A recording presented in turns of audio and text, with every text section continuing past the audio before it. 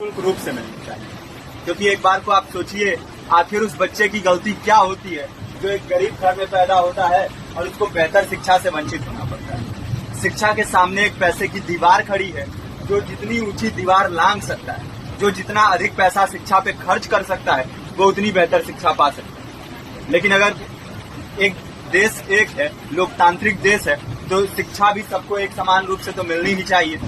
आज परिस्थिति ये है कि एक तरफ तो प्राइवेट स्कूल हैं जो लूट के अड्डे बने हुए हैं, वहां पे आप एडमिशन कराने जाएंगे तो सिर्फ एडमिशन के नाम पे ही आपको 10,000 20,000 रुपए देना होगा। और कमीशन खोरी का ऐसा धंधा है कि कॉपी, किताब, टाई, बेल्ट, ड्रेस, जूता कहाँ से खरीदना है ये आप नहीं तय करेंगे वो प्राइवेट स्कूल वाले। यानी आम लोगों की मेहनत की आखिरी कौड़ी उनके जेब से वसूल लेना चाहते हैं। और दूसरी तरफ सरकारी स्कूलों में न तो पर्याप्त टीचर है, न पर्याप्त बिल्डिंगें।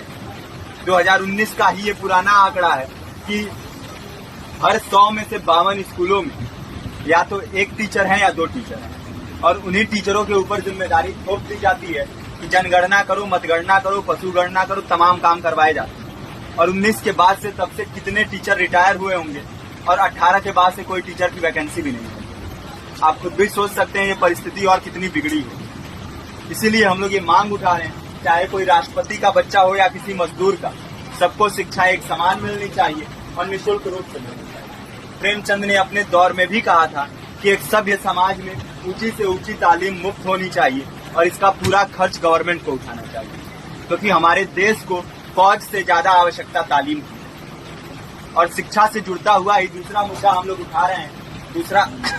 दूसरा मुद्दा है रोजगार का। रोजगार की परिस्थिति ये है कि आज सरकारी सेक्टर हो या प्राइवेट, सब कुछ ठेका संविदा के हवाले किया जा रहा है। परमानेंट नौकरियां लगातार घटाई जा रही है। इसी रेलवे में 1995 के आसपास लगभग 18.5 लाख कर्मचारी काम करते थे, लेकिन आज उनकी संख्या 12 लाख है। आप खुद भी सोच सकते हैं कितने बड़े पैमाने पे परमानेंट पदों को घटाया जा रहा है। और आज आलम ये है, एक तरफ लाखों पद खाली पड़े हैं, फिर भी कोई वैकेंसी नहीं निकलती। जो वैकेंसियां निकलती हैं उनमें भ्रष्टाचार होता है, पेपर लीक हो जाते हैं। RO, UP police, BPSC, SSC, CGL, ऐसे तमाम पेपर लीक हो चुके हैं, आप लोग भी जानते हैं। अभी नीट की धांधली में ये पता चला कि एक एक पेपर 30 लाख से 50-50 लाख रुपए में बेचा गया। हम और आप तो ये पैसा नहीं दे सकते। पूरी की पूरी कारस्तानी सरकार, प्रशासन, शिक्षा माफियाओं की होती है। और भुगतता कौन है?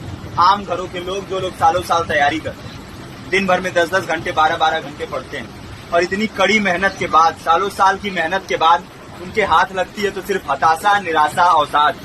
बहुत से छात्र नौजवान जो इस बेबसी में, इस डिप्रेशन में नहीं जी पाते, आत्महत्या तक के कदम उठा लेते हैं। लेकिन ये देश की विडंबना है कि टीवी चैनल, अखबार, मीडिया, नेता, मंत्रियों के लिए कहीं ये कोई मुद्दा नहीं है। उनके लिए मुद्दे हैं तो जाति, धर्म, रंग, नस्ल, अगड़ा पिछड़ा।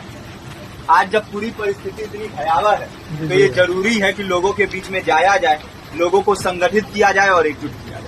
क्योंकि आज अगर अपने मुद्दों पर बोलेंगे नहीं तो कल को ये परिस्थिति और बिगड़ेगी। हो सकता है ले देके अपनी जिंदगी तो हम लोग काट ले जाएं, लेकिन आने वाली पीढ़ियों को क्या भविष्य देके जाएंगे, ये भी सोचने वाली बात है। हमारे साथी ने आपको पर्चा दिया है, पर्चा आप तक पहुंच गया है। पर्चे में और भी बातें हैं, इसको पूरा विस्तार से पढ़िए। पर्चे में हमारा नंबर है, संपर्क कीजिए।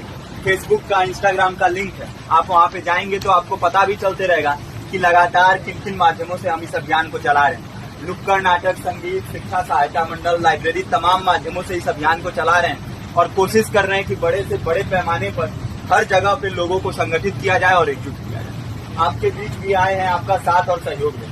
साथ इस रूप में कि आप भी हमारे इस कारवां और इस मुहिम से जुड़िए।